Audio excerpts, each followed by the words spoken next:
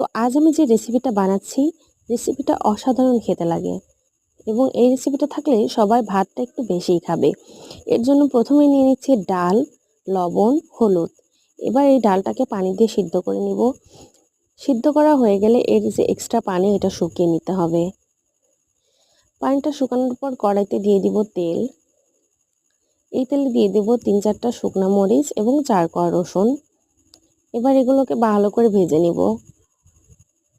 এবার দিয়ে দিব পেঁয়াজ কুচি, পেঁয়াজটাও লালচে করে ভেজে নিব। এবার একে একে সবগুলোই তুলে নিব। এরপর শুকনো মরিচের লবণ দিয়ে ভালো করে চটকে মেখে নিব। রসুনটাকেও একইভাবে মেখে নিব। 2টা কাঁচামরিচ কুচি দিয়েছি। এবার দিয়েছি ধনেপাতা কুচি আর আগে থেকে ভেজে রাখা পেঁয়াজ। এবার সবগুলো উপকরণ একই সাথে মিশিয়ে নিব। তৈরি হয়ে গেল মসুর ডালের দারুণ স্বাদের ভর্তা।